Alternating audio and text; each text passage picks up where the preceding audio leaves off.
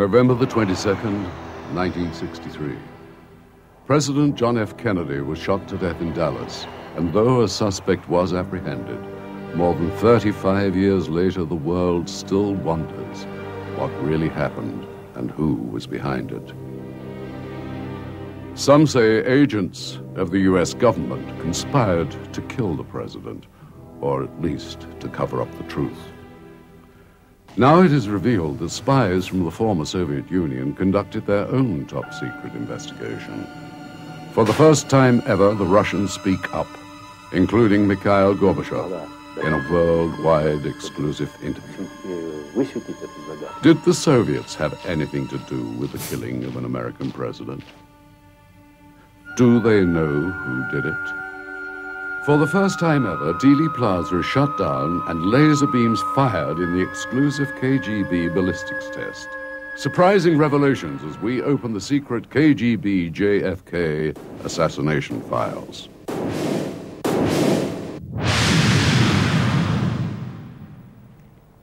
More than 30 years have passed since the tragic death of U.S. President John F. Kennedy.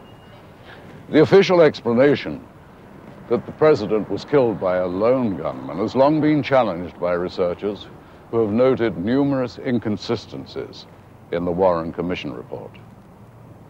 The real truth about the day that changed history is still not fully known.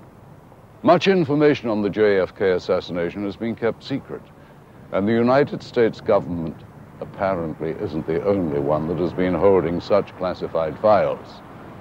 The Soviets were also interested in what happened in Dallas. And now that the Cold War is over, former spies have come forward and secret documents have surfaced, shedding new light on the plot to kill JFK.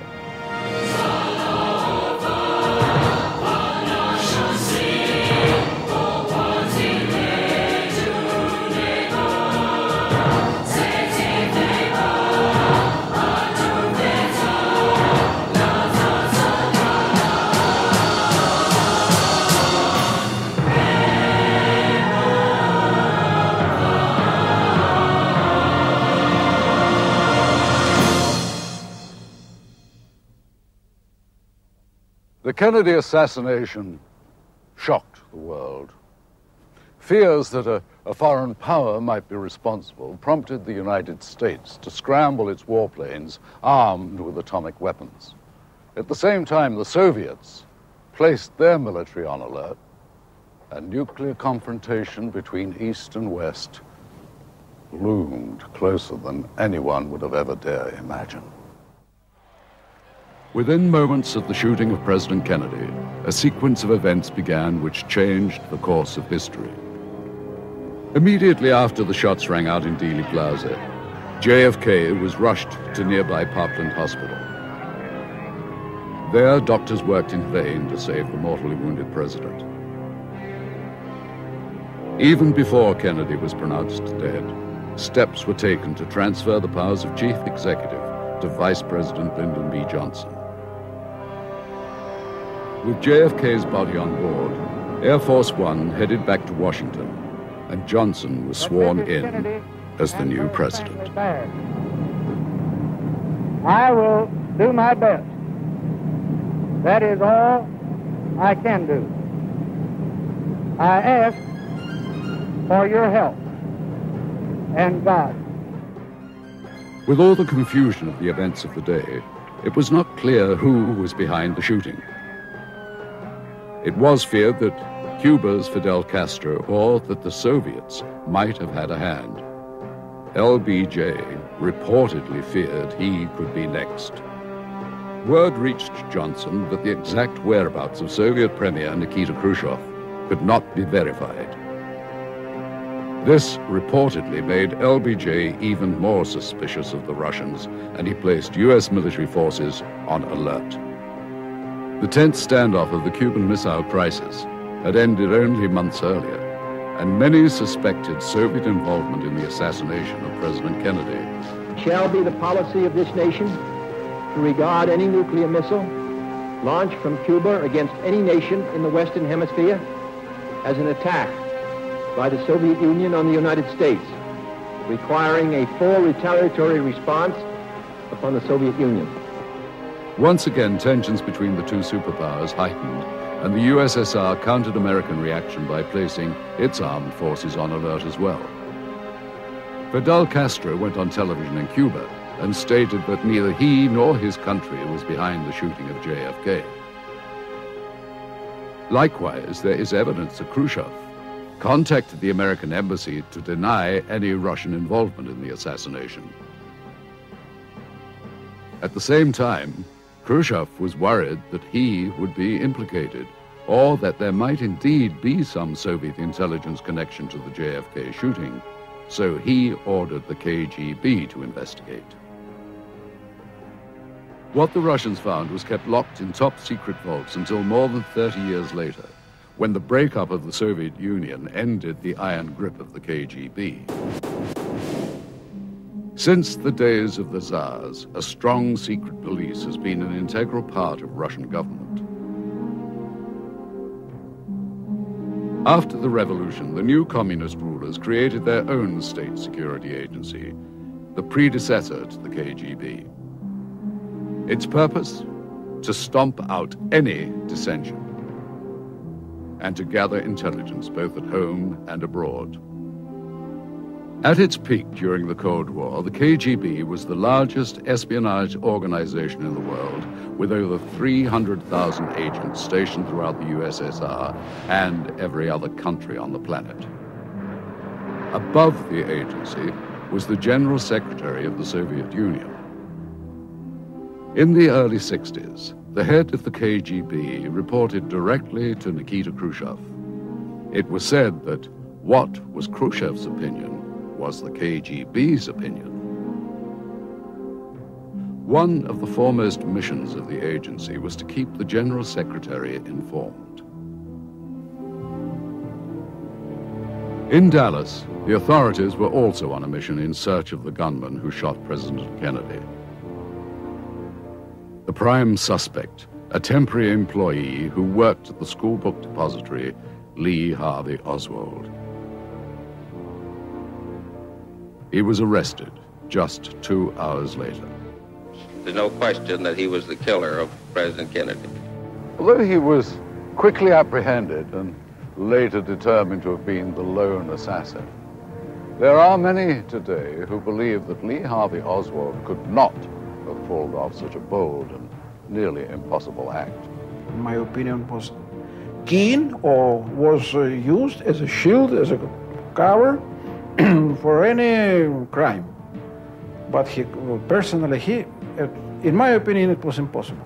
When the Warren Commission was formed, I believed, as I guess most Americans did, that we would learn the truth about what happened, that this would be a thorough investigation.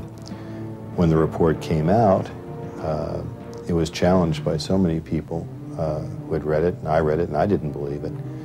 I believe that Oswald was guilty, but I didn't believe any longer that he was alone.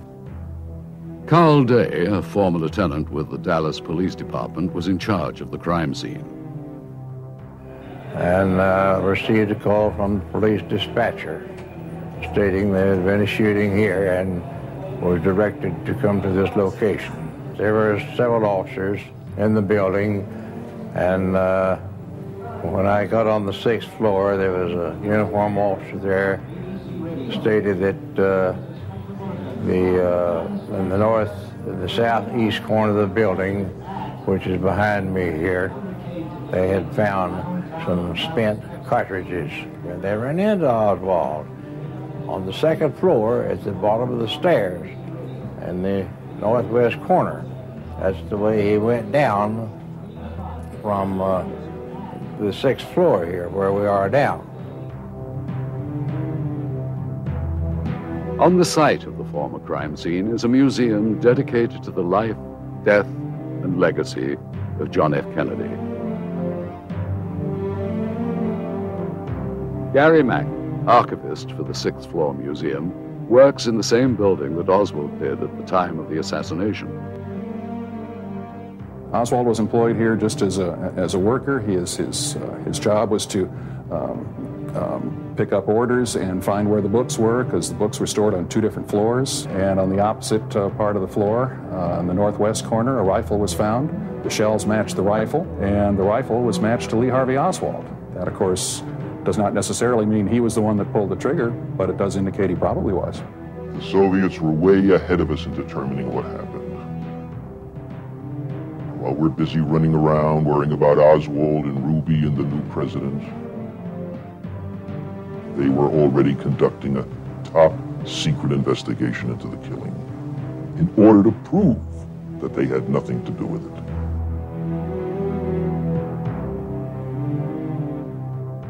They filmed their own experiments and ballistics tests.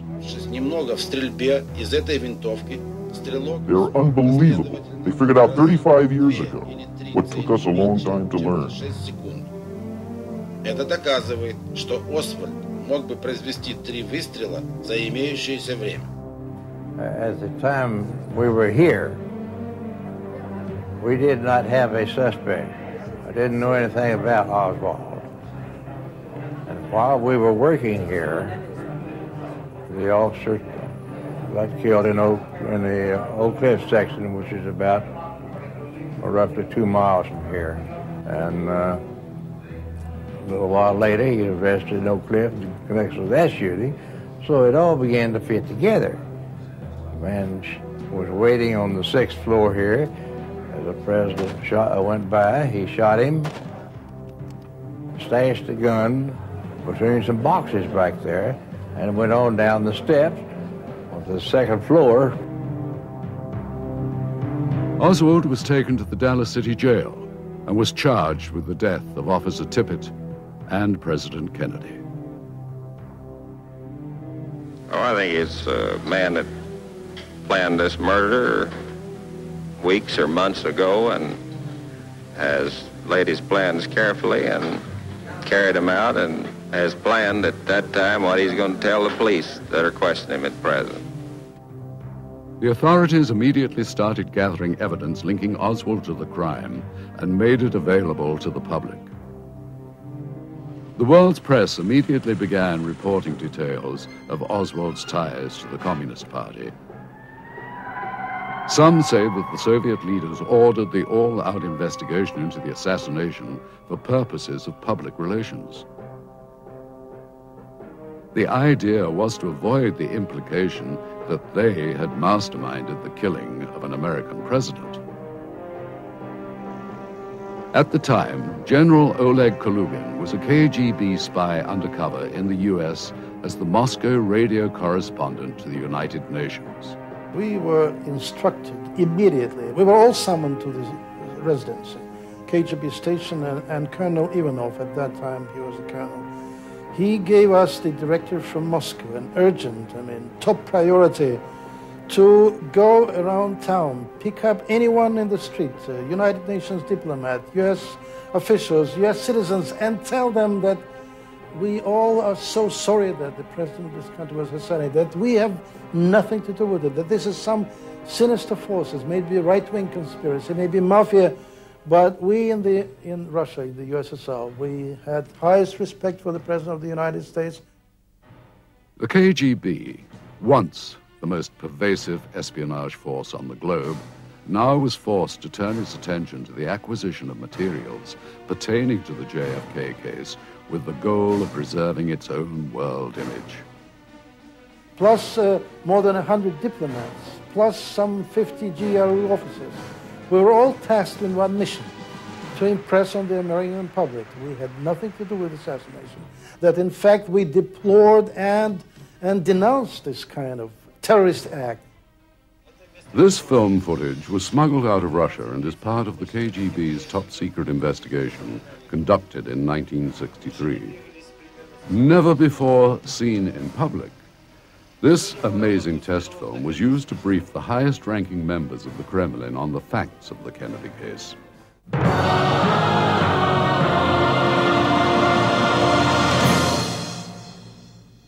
Even today, the question still remains.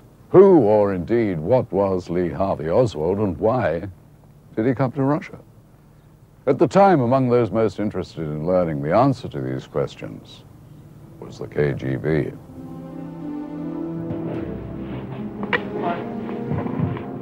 However, neither the Soviets nor anyone else would have a chance to fully hear from the only man who could explain who or what Lee Harvey Oswald really was. Well, I was questioned by a judge. However, I protested at that time that I was not allowed legal representation during that very short and sweet hearing. Sunday, November 24th, 1963. Exactly 2 days after the assassination of President Kennedy, his alleged killer, Lee Harvey Oswald, is transferred under guard to the Dallas County Jail. Mr. Oswald, how did you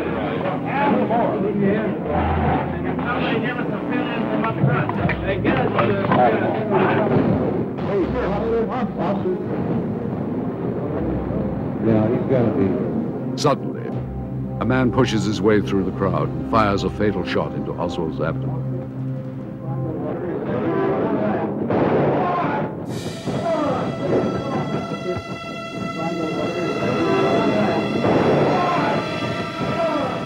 Police quickly subdue his assailant, Dallas nightclub owner Jack Ruby.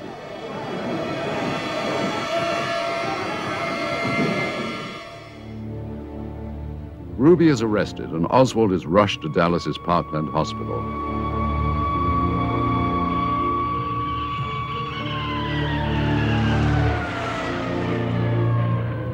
Ironically, President Kennedy was taken there just 2 days before. His wounds are extensive. As doctors try to save Oswald's life, the authorities try again to get him to confess.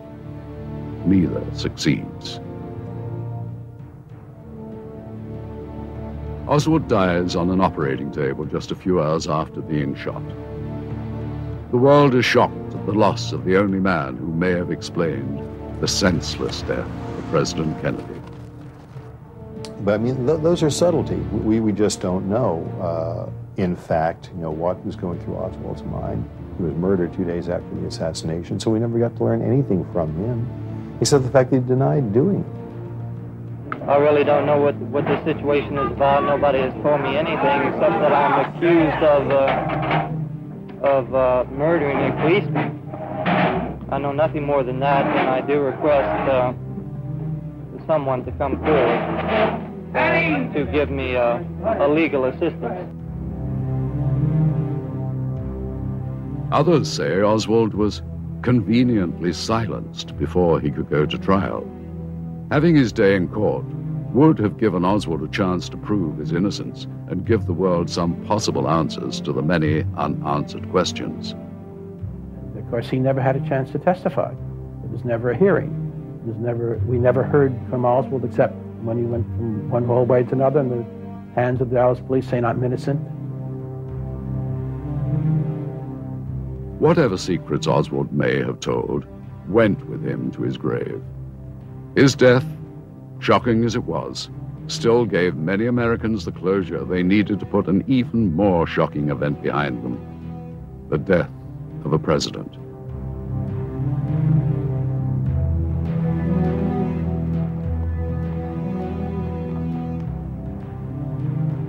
Few Americans bothered to question the disturbed picture that was painted of Lee Harvey Oswald. Well, I would very definitely say that I am a Marxist threat, but that does not mean, however, that I'm a communist.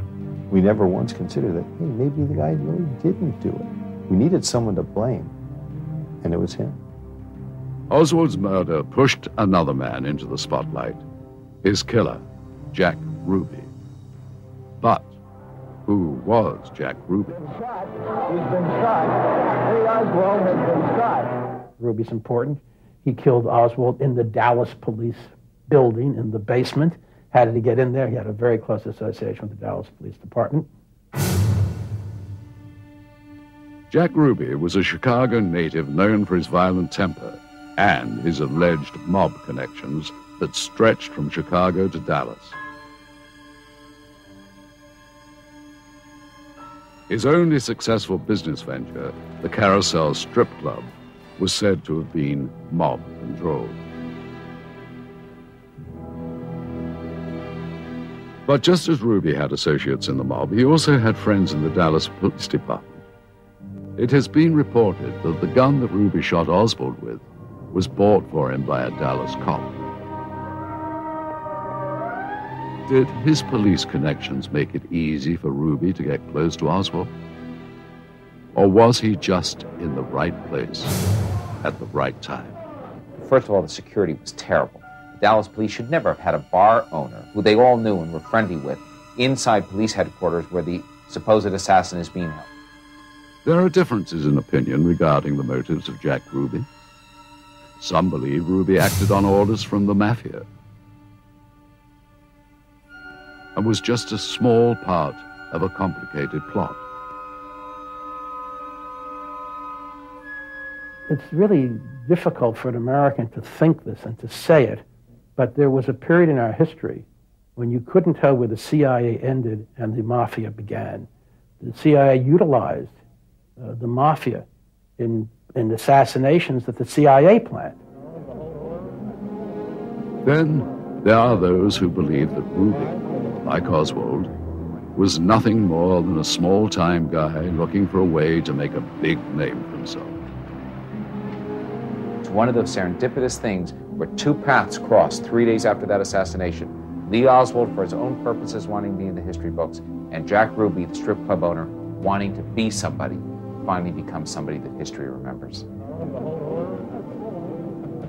More than 30 years later, the world still remembers them and still asks the question, why?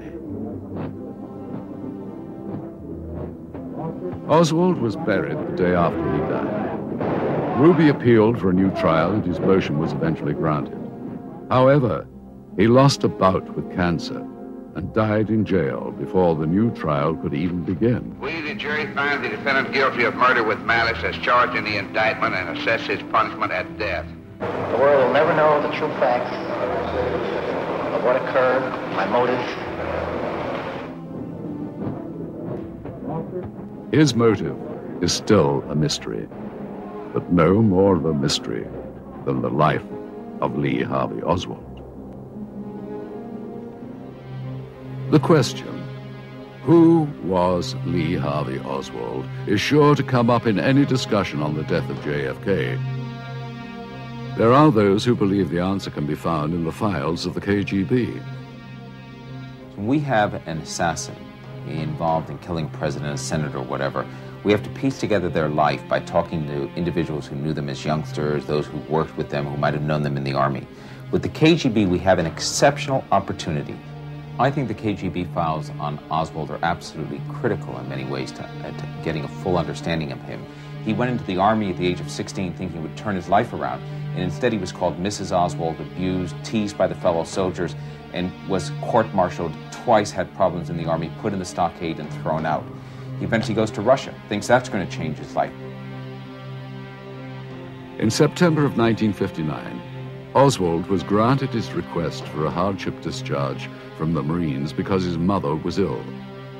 However, a month later, he arrived in Russia on a 6-day visa. No one knew that he had a longer stay in mind. Even the Russians were surprised when Oswald asked to become a Soviet citizen. Defectors from the United States at that time were very rare birds, with very few exceptions of Russian spies who had to flee to the Soviet Union. We had no one who would come on his own and ask for political asylum. So when Lee Harvey Oswald came to Moscow, he was a curiosity of sorts, and treated generally in a favorable way, using, stick and carrot, using all sorts of bugging and listing devices. They found out that he was not a spy. However, Vladimir Semichosny, then committee chairman for the KGB, says the Russians quickly determined that Oswald was not fit for espionage work, especially with the KGB.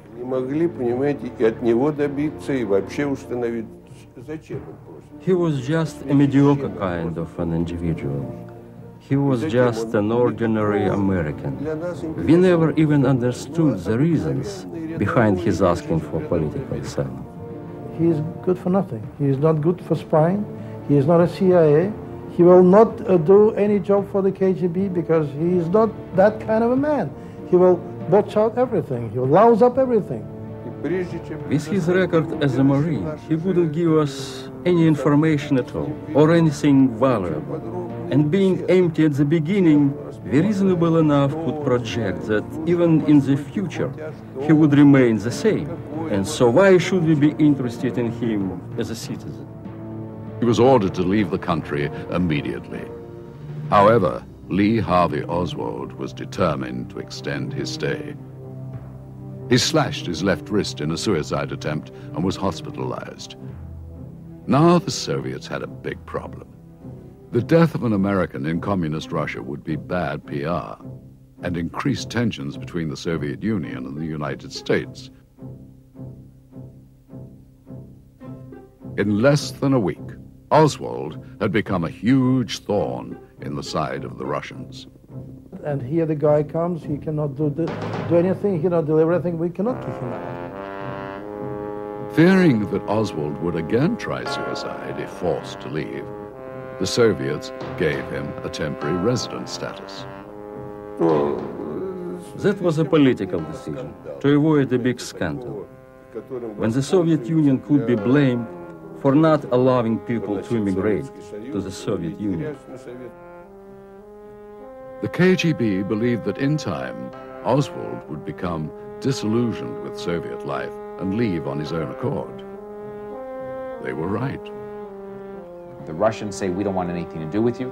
They put him out in the provincial city of Minsk. He works as a factory worker. He marries a Russian girl, but he becomes so bitter about Russia that he returns to the United States after a couple of years saying this is the lesser of two evils.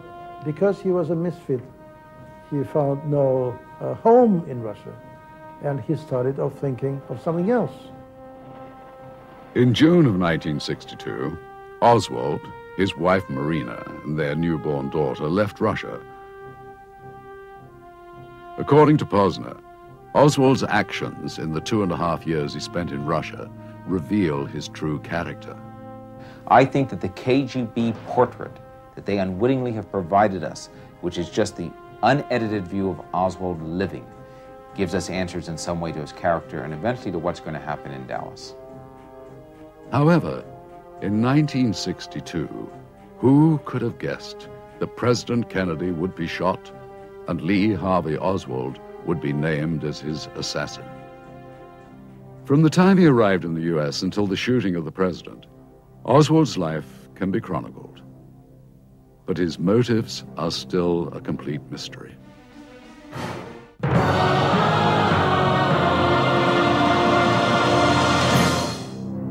In October of 1962, Oswald moved his family to Dallas and found work.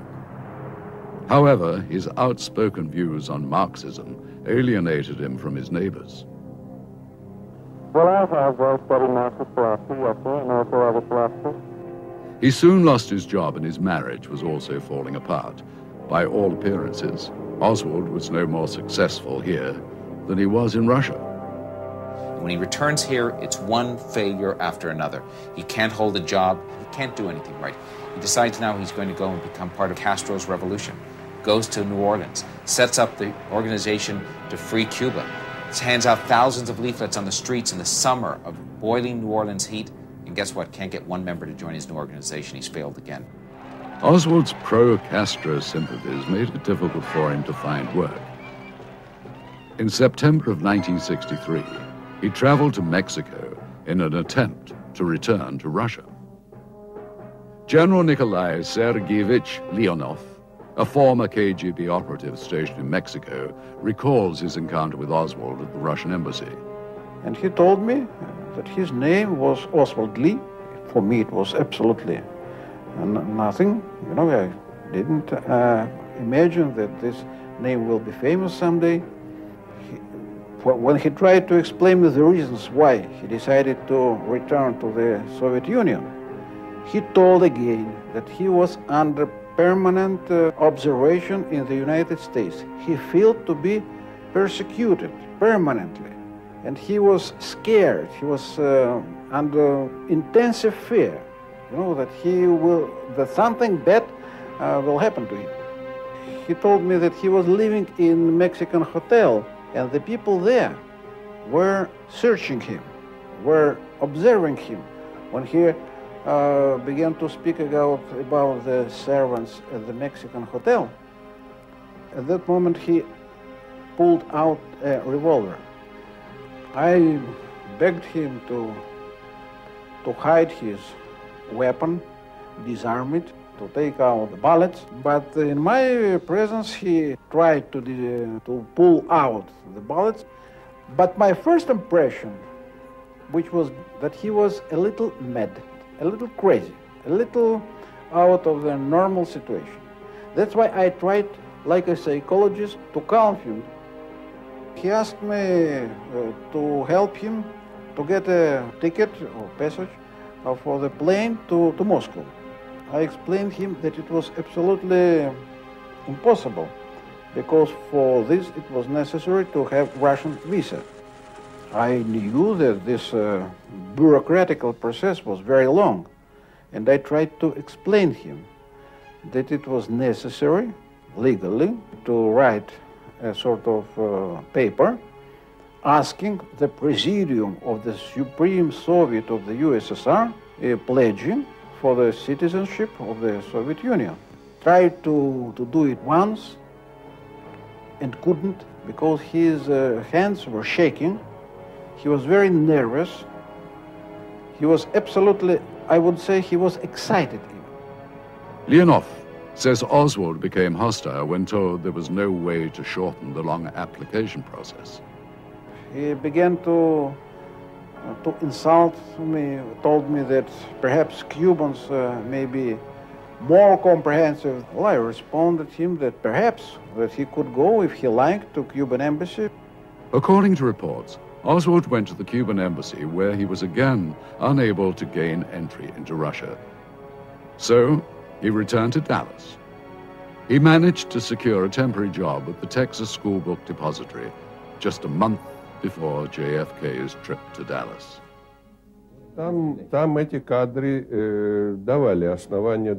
Judging by the footage, it did look like the shots had come not only from the rear and out of the window somewhere in the book depository, but also from the front. There were numerous eyewitnesses who support the Russians' observation. They say shots came from the front, from the area known as the grassy knoll. We all four seen about the same thing as the shot. The smoke came from behind the hedge on the north side of the plaza, and a motorcycle policeman dropped his motorcycle in the street with his gun in his hand and run up to the hedge. I went north to look around the corner to see if there's anyone behind the hedge, and met Special Agent at the Katy Railroad, and I walked along with him to see if there were any tracks there, in which there were tracks and cigarettes butts where someone had been standing on the bumper. When you do an analysis of the whole area, in terms of what people said to the FBI, what they said to the Dallas police, what they said to the Dallas Morning News, what they said to me on film, you put that together, the vast majority of everybody in Dealey Plaza said shots came from behind the wooden fence on the grassy knoll. However, others dispute the eyewitness accounts. Turns out that most modern ammunition is smokeless, but in addition, I went back and looked at their original testimony.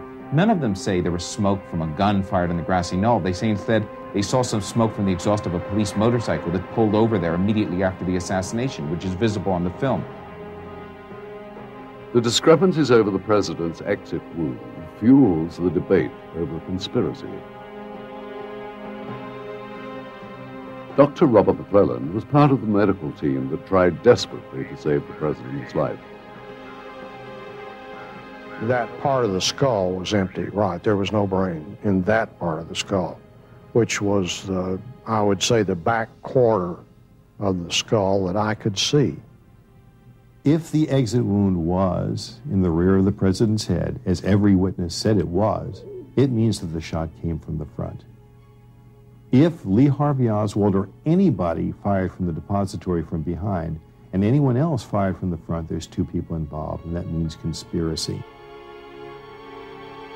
However, Kennedy's autopsy photos contradict statements from McClellan and other Parkland doctors.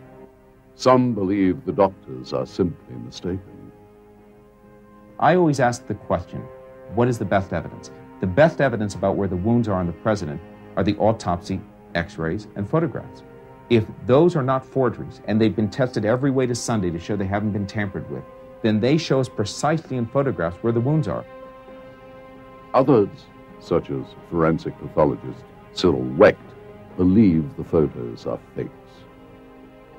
The published autopsy photos and the x-rays do not appear to be consistent with what we have been told by more than 24 doctors and nurses who saw the president in the emergency room at Parkland Hospital. These people all described a big gaping defect in the back of the skull.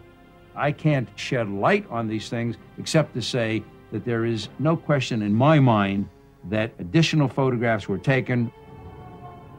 Wecht also says the entire handling of the president's autopsy raises questions of a conspiracy.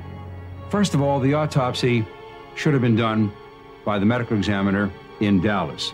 That would have been in compliance with the laws of the city and county and with the state of Texas. There was no legal basis whatsoever for the body of JFK to have been removed from that jurisdiction. Dr. Rose, who was on our pathology faculty and whose specialty was forensic pathology, and he was a highly expert person in this area. And according to Texas law, as he told people who were removing the casket, they could not do that because it was against the law and that the postmortem needed to be done here. Some large person who was up at the front, I understand, literally picked Dr. Rose up under the armpits and set him to one side and told him to stand there. And they proceeded out the door. Secondly, the autopsy then, wherever it was to be performed, should have been undertaken by the most skilled forensic pathologists in the country. The point I make is that these top people were excluded because they all shared one common flaw: they were civilians. Wecht and others also question whether a single bullet could have caused the wounds to Kennedy and Governor Connolly. Connolly had 5 wounds: the back of the chest, the front of the chest, the back of the right wrist, the front of the right wrist, and then the left thigh. So these wounds, which are all matched up, by the way, under the cockamamie single bullet theory with the 2 wounds in John Kennedy, back and front of the neck, these wounds are not in alignment when you look at the Zapruder film. Then it all comes back to the question of Oswald himself. Could he, did he, assassinate President Kennedy? Again, there are differences of opinion. Well, in my opinion, the first impression that it was a very well-planned assassination in which participated more than one people. In my view, politics plays part of it. Lee Harvey Oswald wasn't really as much a communist as an anarchist, but he's striking out and putting himself in the history books, and he does that successfully 35 years ago. We were given a profile of Oswald as this loner, this crazy loner, violent, hated President Kennedy, and nobody challenged it, not till years later. When individual researchers started talking to people who knew Oswald, they said, well, no, he admired President Kennedy. He had always said he admired President Kennedy. Wherever you see Oswald, you see intelligence footprints. That is not to say, in my view, that Oswald was part of the intelligence scheme to kill Kennedy. They took Oswald, intelligence did, sheep-dipped him with a left cover from Moscow, given out fair play for Cuban literature, and then put him up there in the book depository building in advance, knowing that the story was going to be, he's the guy who did it. However, after numerous investigations, the government maintains its official position. A lone gunman, Lee Harvey Oswald, is responsible for the death of President Kennedy.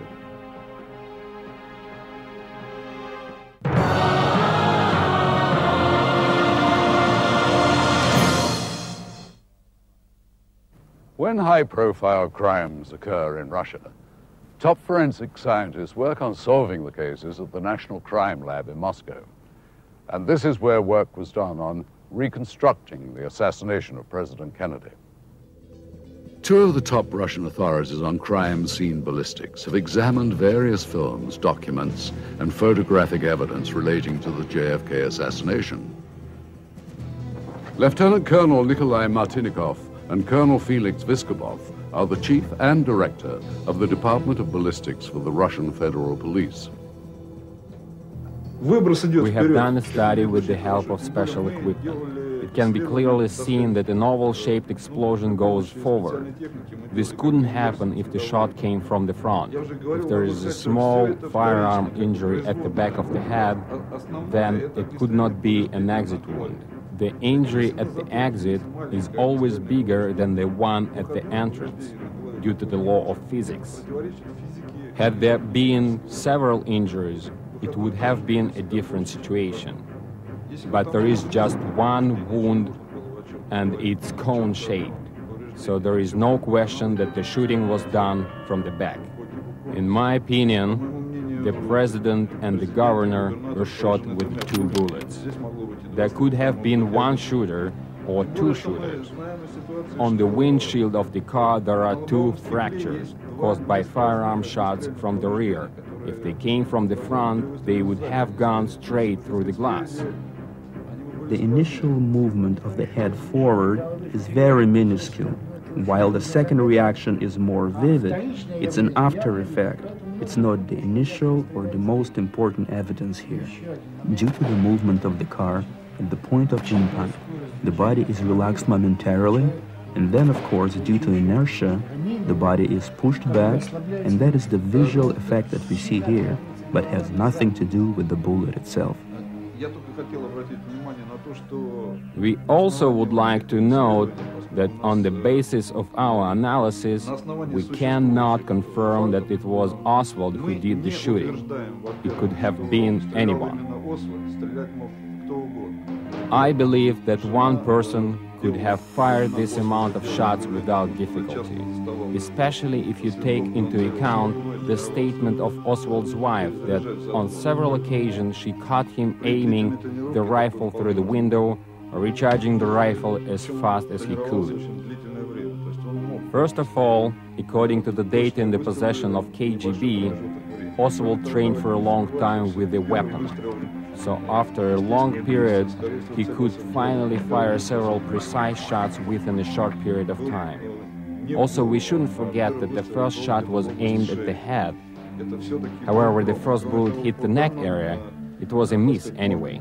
According to the data, the shot in the head came in as a 3rd, or maybe even as a 4th shot.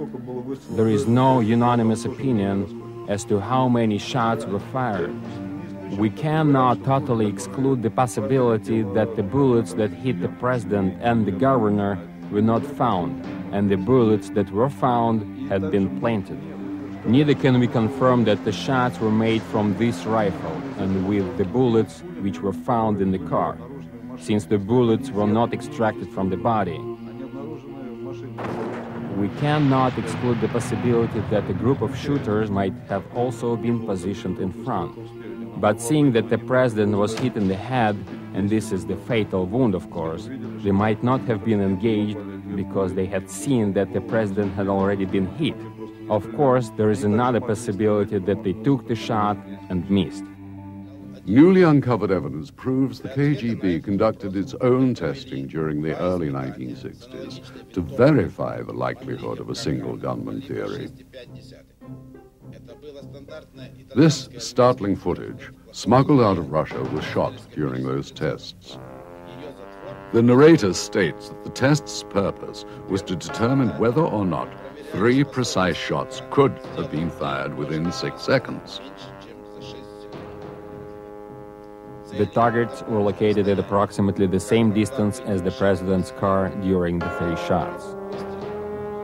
One shot at a distance of 50 meters, the second at 100 meters, and the third at 110 meters.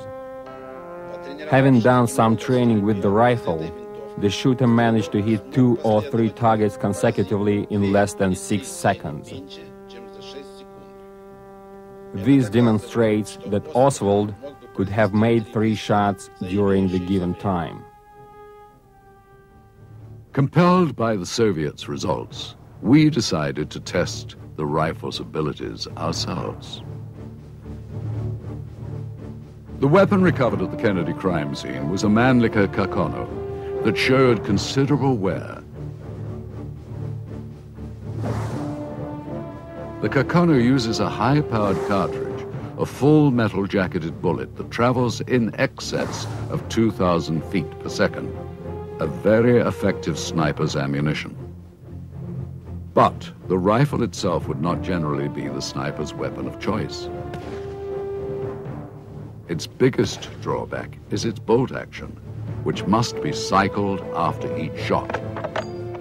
As the bolt is pulled back, the firing mechanism is cocked, requiring a considerable amount of force. At the same time, the spent shell is ejected. All of this forceful pushing and pulling not only wastes precious seconds, but also disrupts the shooter's rhythm, as the gun must be repositioned and re-aimed after every shot.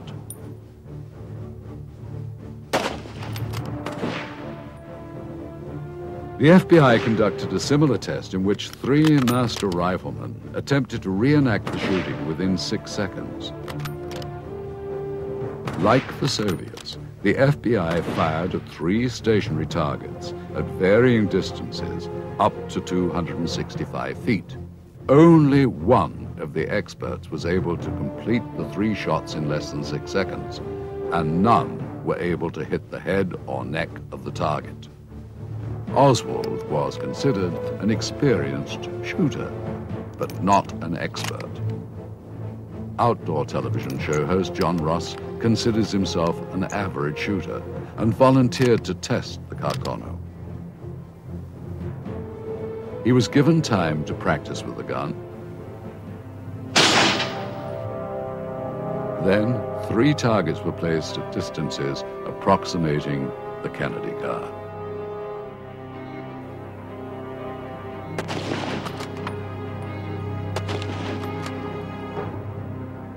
He attempted the series of 3 shots, 6 separate times. The results were surprising. In each series, he was able to fire the 3 shots in less than 6 seconds.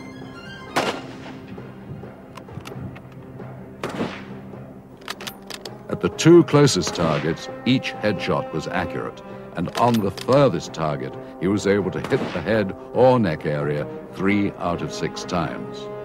Although our test did not completely replicate the circumstances that occurred on November the 22nd, 1963, we believe, as did the KGB, that it does approximate them closely enough to confirm the possibility of a single gunman having carried out the shooting as described by the Warren Commission. The testing also yielded another interesting discovery. To fire multiple shots from the Kakano, the ammunition must be loaded into a clip, which is then inserted into the rifle. In his book, In Search of Lee Harvey Oswald, Robert Groden refers to a clip mentioned in the Warren Report as mysterious, because it was not in the original evidence inventory. We noted that after all the rounds were fired, the empty clip remained in the rifle, and was only ejected after the shooter pushed a button on the inside of the trigger guard. The empty clip could have remained in the rifle, having not been recorded into evidence until the gun was later examined. All of this served to substantiate what the Soviets apparently learned some 30 years ago. With the results from their tests, the KGB, and Top Soviet officials, privy to such top-secret information, would have drawn certain conclusions and arrived at theories about what really happened. Former head of the Soviet Union, Mikhail Gorbachev, finally reveals what he knows about the JFK assassination in a worldwide exclusive interview.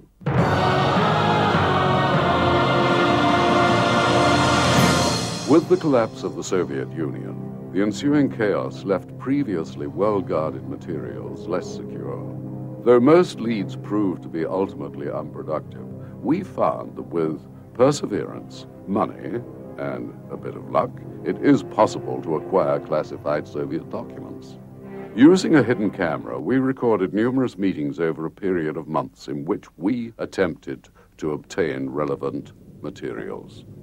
This transaction between one of our Moscow contacts and black market dealers proved to be one of the more successful ventures, though, as you'll see, not without a few tense moments. It was harder than we expected, so we need more money. The deal was $5,000. Yeah, I understand that. I perfectly understand that, but we got to be much more. Look at this stuff.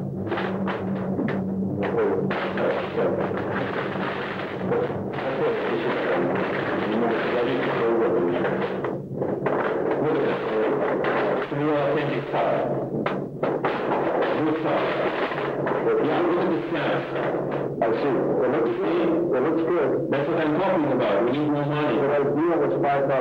From what? We got you much more. Look, it's twice more than you expected. Right? This is about what I expected. This is what I'm talking about. And we need to pay our man. We need to, take care of stuff. Our deal is $5,000. That's all I have. Okay, so we need more money. I'm talking, we need more money, okay? Like, we can get, okay, let's do that. Like, give us 5,000, that's okay, and the rest you can give, like, tomorrow or the next day, like, whatever. 5,000 is the idea, like, that's it, I can't do that. This is all I have. Okay, so okay, come on, listen, hey, run it up! Finally, safe from the black market dealers, we discovered that some of the recovered documents corroborate what we had been told by the ex-KGB agents. The entire world was shocked by the impact of the assassination of John F. Kennedy. In the Soviet Union, however, the shock soon turned to grave concern. General Leonov, the KGB operative who met Lee Harvey Oswald at the Soviet embassy, remembers doubting that Oswald could have fired the fatal shot.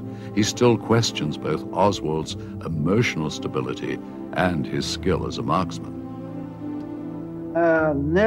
His emotional situation, his emotional status, how I saw him in Mexico, was absolutely unacceptable. He could be anything. He could be a star in shooting some years before. But at that moment, I mean in September, he was absolutely unfit for this sort of sports. Absolutely unfit. General Leonov doesn't think Oswald did it. Ilya Semyonovich Pavlotsky was the highest-ranking agent in the KGB unit that formed the agency's official conclusion. In this startling statement, he agrees with General Leonov. My group, the Special Section for Analysis, concluded that President Kennedy was not killed by Oswald. There was a lot of difference of opinion in the KGB, but one thing we all agreed that was Oswald was too incompetent to pull this off. In the world of espionage and secret intelligence, both sides often knew what the other was up to. So in launching its own investigation into the assassination, the KGB had access to key sources and privileged information.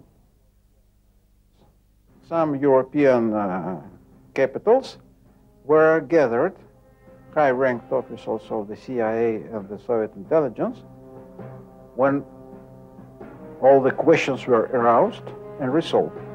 And the American part and the Soviet part reaffirmed the absolute negation and no acceptation of any brutal act against officers of intelligence.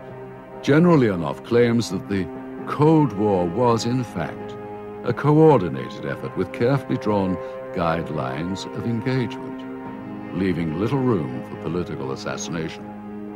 We always were absolutely accurate about the observation of the rules of the professional work. Vladimir Semochastny, who commanded the KGB during the Kennedy years, was the man most responsible for the security of the Soviet state.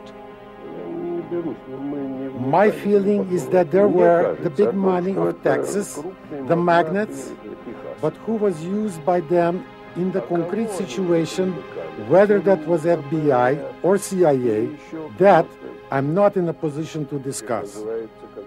But it was definitely the result of Kennedy's efforts to find better relations with the Soviet Union and the result of his policies of making life a little harder for the rich in that country. You can call that an American coup d'etat, but I would think this was simply an effort to those forces to substitute Kennedy with a more forthcoming president, and Lyndon Johnson was exactly that kind of person. But not all ex-KGB officers agree with their former commander. General Leonov proposes that a more compelling motive can be found in the aftermath of the Bay of Pigs. By 1963, anti-Castro forces in the United States were disillusioned with President Kennedy. The failure of the rebel-led invasion of Cuba and Kennedy's refusal to commit American forces was seen by many Cubans in America as a grave betrayal. It was always an opinion, personal opinion, that it was the result of activities, clandestine, of course, activities of the Cuban refugees in United States, in Florida, who were absolutely irritated with the failure of all the invasions during 61, 62 against Cuba, and the refusal of President Kennedy to support massive aggression against Cuba. Mikhail Gorbachev was General Secretary of the Soviet Union during his final years. It was his policy of glasnost, or openness, that shook the foundations of the KGB and led to its downfall. The Warren Commission, I think, either was unable to learn the truth and to complete the investigation, or they decided to conceal some of the truth based on what they saw as the vital interest of the nation. Whatever has been written more recently about John F. Kennedy, about his personal life and some personal weaknesses, I hold that he was a great president. He had great plans for the future of the United States and the world, that had great promise for the entire world. The world could have turned out quite differently if those plans were realized. And my question is, was this really to the liking of some people both in your country and perhaps in our country and elsewhere? That's my question. While Kennedy struggled with his political adversaries, he was loved and idealized not only by the American public, but by many around the world. Yet at the same time, this charismatic young leader managed to accumulate more enemies than almost any other president before him. Facts of the assassination and of Lee Harvey Oswald's life have been interpreted to suggest connections with the mafia, anti-Castro forces, pro-Castro forces, the CIA, the FBI, the KGB, and South Vietnam. Often using the same information, conspiracy theorists and now former officials of the KGB present what they feel is compelling proof of their belief in the causes and motives behind the events in Dealey Plaza. I think that the evidence shows clearly that the Central Intelligence Agency was involved in the assassination of President Kennedy. The question comes up whether other groups involved, was the mafia involved? The KGB agreed. Their official position was based on the findings of the analytical section. This astounding conclusion is explained by group leader Colonel Pavlotsky. Kennedy was shot by a professional assassin hired by French and Vietnamese agents. We knew that the Americans helped overthrow and murder South Vietnam President Ngo Diem, who they had kept in power to fight the communists. Diem's brother Ngo Dinh Nhu was also killed, and this cut off the supply of opium that Nhu had been helping the Corsican mafia smuggle to Marseille. The Corsicans made the opium into heroin and then shipped it to the United States, where American gangsters sold the drugs. Our group found that the Corsicans hired French hitman Michel Mertz, sometimes known as Jean-René Soutre, to carry out the assassination with the cooperation of the American mafia bosses. For the first time ever, Dealey Plaza is shut down and laser beams fired in the exclusive KGB ballistics test, proving once and for all where the deadly shots originated.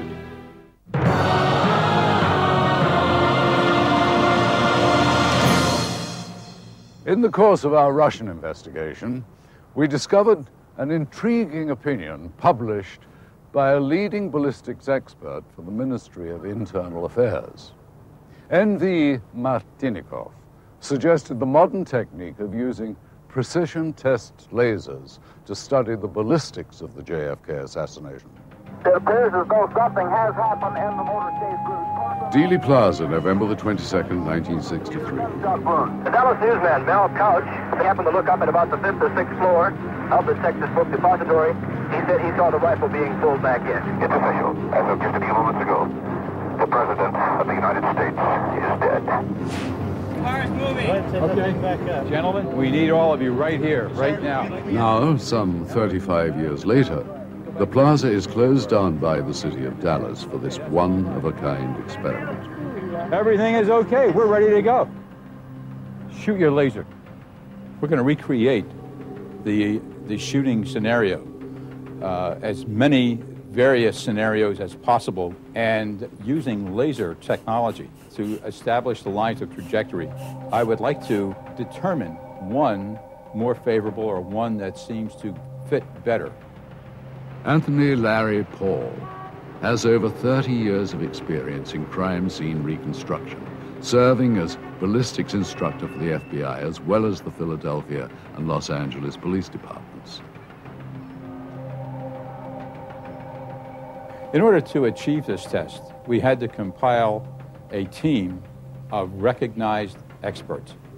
The team was comprised of our laser expert, Mr. Heinz Thummel, Dr. Vincent DiMaio, who has an impeccable reputation as a forensic pathologist, Mr. Robert Groden, who is a photographic expert and has done a great deal of research in the John F. Kennedy assassination, and Mr. Ronald Singer, who is a criminalist and certainly has a great deal of expertise in crime scene reconstruction and in the area of criminalistics. Yeah, I see the beam. I see the beam in the shadow. I see it in the shadows. Heinz Thummel, a pioneer of laser engineering, was the first scientist to conceive of laser sighting for the weapons industry some 30 years ago.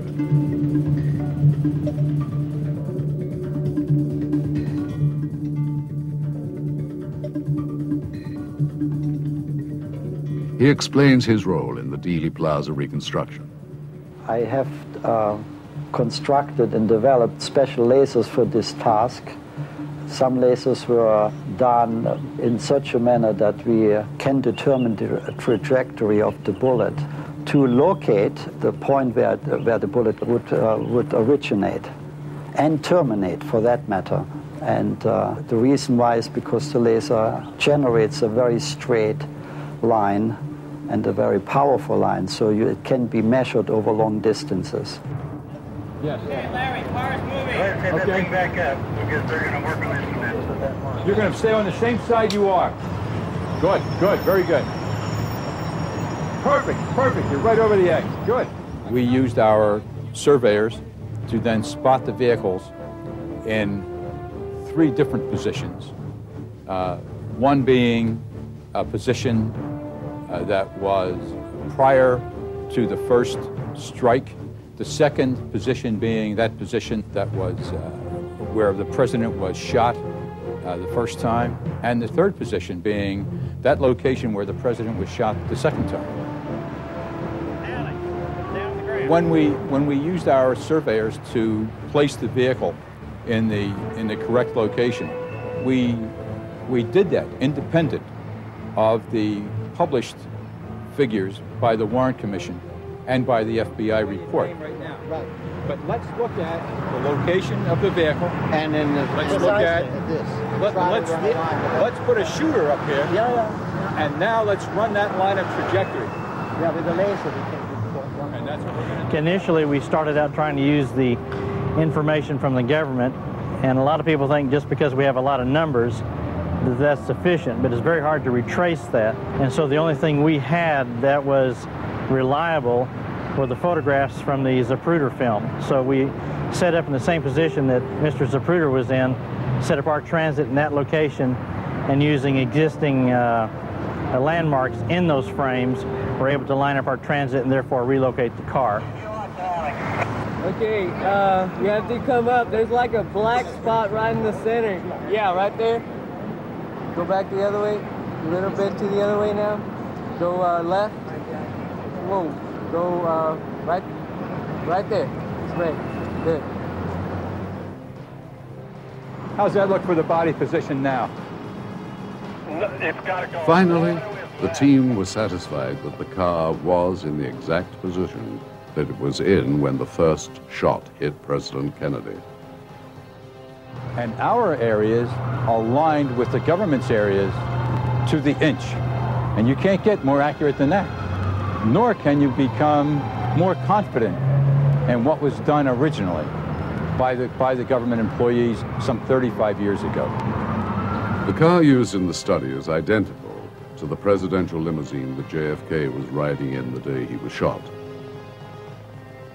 The precise dimensions of the limousine, as well as the characteristics of its suspension and drive shaft, were of the utmost concern to the team. It was imperative that the car behave exactly as it would have in November of 1963. Next, articulating mannequins, the type that are used in courtroom testimony, were set into place to represent the President and Governor Connolly. Now, right where you are right now, look, Salvador can look right down at the limb that we want to try to pull over to the north side. Due to the passage of time, the Texas live oak tree that sits in front of the school book depository has grown to the point of obscuring the line of sight between the window and the points on Elm Street where the presidential limousine would have been. Therefore, the ballistics team members found it necessary to call in the City of Dallas Parks Department to help solve the dilemma. There's 2 limbs that go like this, and the bulk of those limbs covers the window. I mean, that's where the coverage is. So they're going to try to separate them like this first. If that doesn't work, then they're going to take this limb off.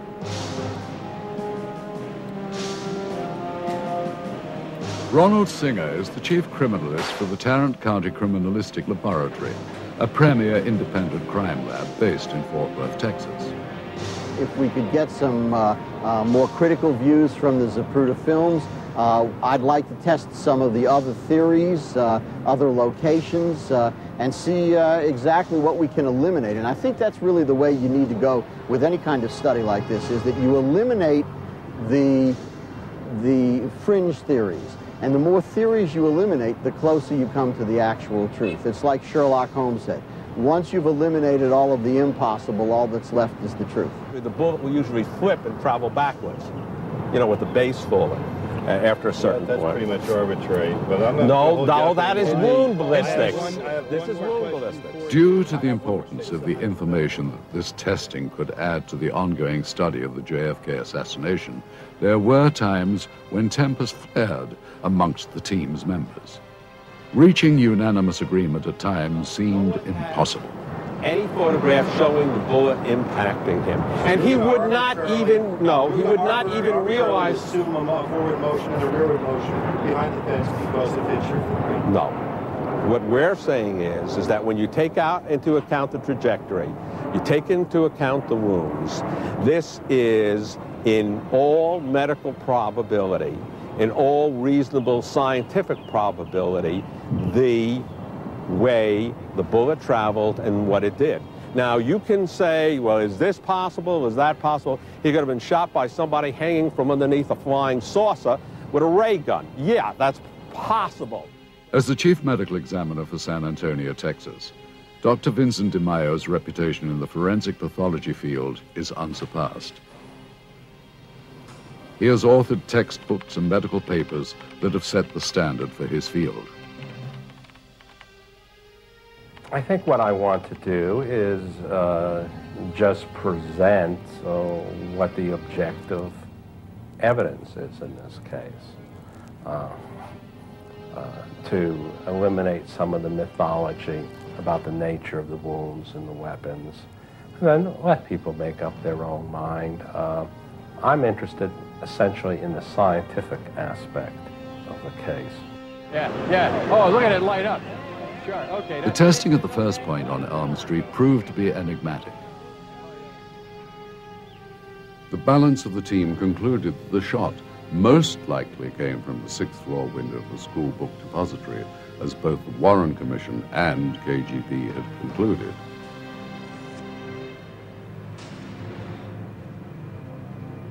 We finally got it. And of course, there's a little give and take as to where the entrance is. But of course, again, because the wound wasn't located exactly as to right or left of the midline at the time of the autopsy, it's just a rough approximation.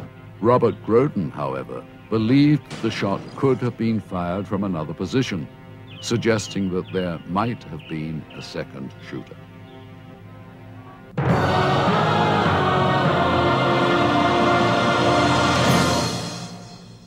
With the findings of our American experts recorded, Lieutenant Colonel Nikolai Martinikov and Colonel Felix Viskobov of the Russian Crime Lab viewed the videotape of the Dealey Plaza reconstruction. Their opinions seemed to reconfirm those of the American ballistics team. I would like to attract your attention to the fact that on the basis of this study, what can be said for sure is that the shot struck from the rear.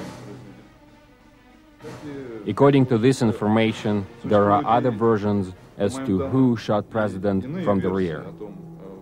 But our contacts with the American experts testify to the fact that other versions are not excluded. However, it doesn't dismiss the conclusions about the shots coming from the rear. Also, there is no data here which would contradict the fact that the shots were fired from the Mannlicher Carcano 6.5 rifle. But the shots could have been fired from this rifle or any other rifle of the same caliber. But it would be impossible to solve this problem now, even with the help of the experts. If this data is correct, then we definitely stick to our opinion. While Lieutenant Colonel Martinikov and Colonel Viskobov feel that the laser ballistics test was conclusive from a scientific standpoint, they believe that much more study is necessary. They also feel, however, that the KGB's original conclusions still stand, despite the factor of human error at the time of the original investigation. I believe this question will never be answered because at the moment of the assassination there was a lot of confusion and it's practically impossible to determine where they found the bullets which were later presented in the case. After 35 years, many questions surrounding the killing of President Kennedy remain unanswered. But now we know several important facts based on our own testing and the findings in the KGB's files. We know the KGB conducted a top-secret investigation into the assassination even before agencies of the U.S. government reached their own conclusions. We know the Soviets ruled out Lee Harvey Oswald as the lone gunman, as the Warren Commission claimed. The KGB considered Oswald unfit to pull off the shooting by himself and believed it to be a conspiracy. For the first time, we have proven that the shots which hit President Kennedy and Governor Connolly could only have come from one direction, from behind the presidential limousine. There were no shots fired from the so-called grassy knoll or anywhere else in front of the car. And we have shown that the Daltex building was indeed a possible point of origin for a second shooter. We have also found that the KGB officially concluded that supporters of murdered Vietnam President Ngo Dinh Diem conspired with members of the Corsican and American mafia to kill JFK. Uncovered documents and evidence in the possession of both the US and former Soviet Union have only begun to settle the enduring controversy. Hopefully, further study and more unearthed evidence will shed more light on this case.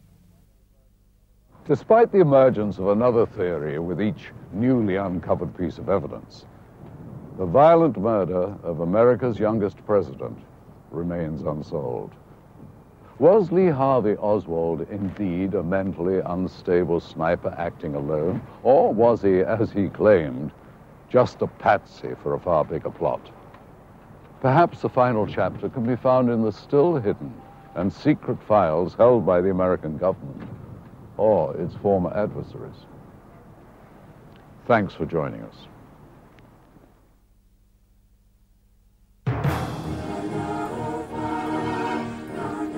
Merci.